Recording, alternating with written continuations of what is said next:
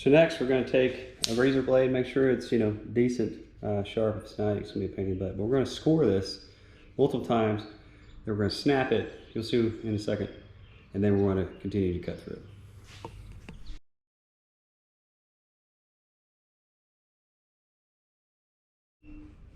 There you have it.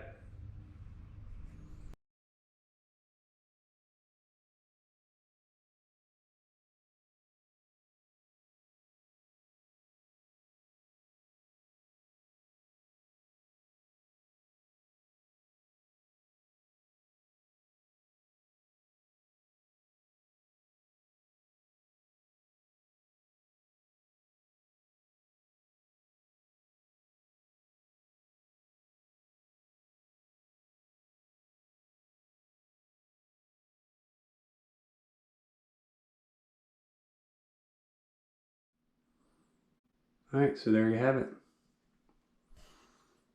I didn't do solid pieces all the way to the ground just because I had some extra stuff laying around, so wanted to use it up.